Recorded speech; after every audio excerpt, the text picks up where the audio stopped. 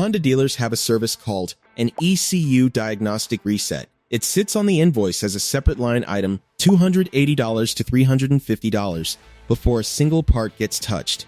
What they're actually doing is pulling a fuse for 15 seconds and running a 20-minute drive cycle. That's the entire procedure. I'm going to walk you through both right now. Here's why it works and which warning lights it actually fixes versus which ones mean you have a real problem.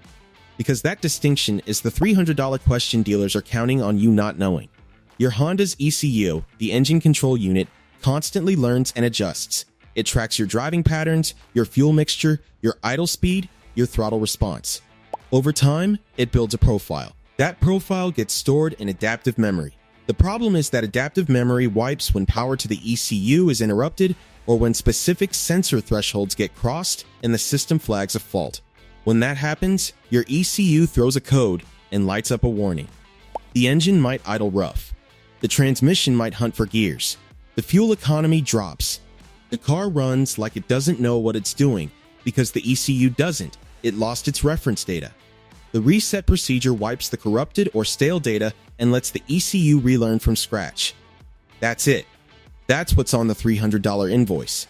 What this reset actually fixes. Before the procedure, the dashboard lights this reset addresses most often on Hondas.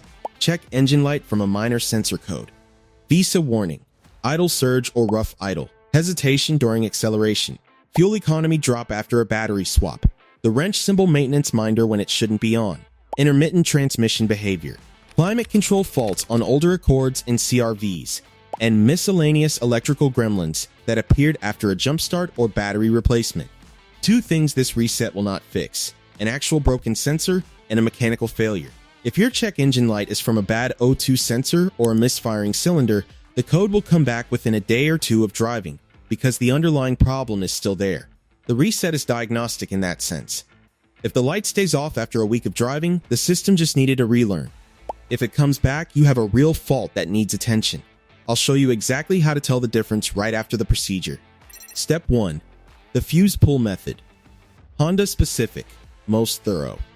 Two methods work on Hondas. Start with this one because it resets the ECU without wiping your radio presets, which the battery disconnect method does. Pop the hood. On the driver's side, you'll find a black plastic fuse box.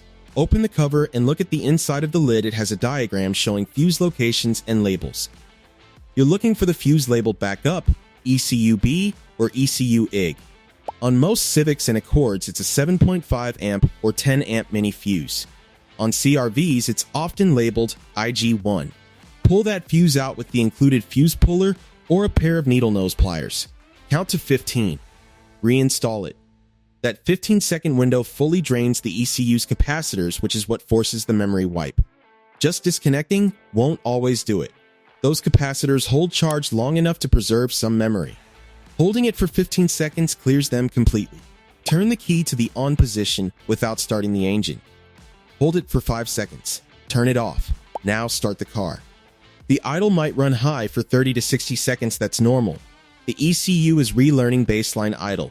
Let it settle. Don't rev it. Why won't the dealer show you this? Same reason they won't document any of what's in this video.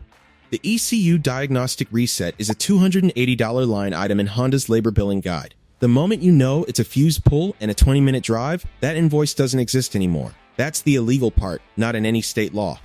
Illegal in Honda's service billing system, because you just performed their billable labor for free.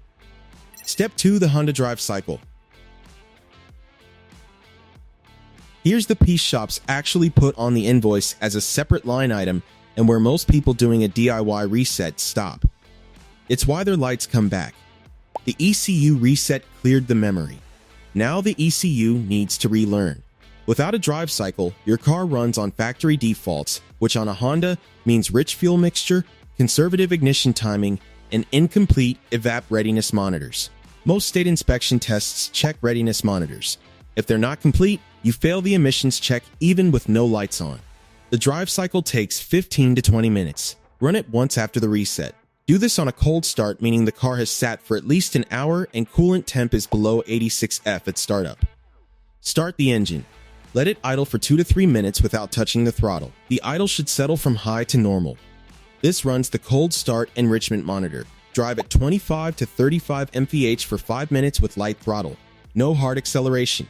This runs the short trip fuel trim monitor. Accelerate steadily to 55 mph. Maintain 55 for 5 minutes on a flat road, no hills. This runs the catalyst efficiency monitor and the oxygen sensor monitor. Decelerate gradually from 55 to a full stop without braking hard. This runs the deceleration fuel cutoff monitor. Idle for 2 minutes. Then drive normally for 5 minutes with a few starts and stops. After this sequence, your readiness monitors are complete. On a 2006 to 2023 Honda Civic, Accord, CR-V, or HR-V, this procedure passes all 8 readiness monitors 95% of the time when there's no underlying mechanical fault.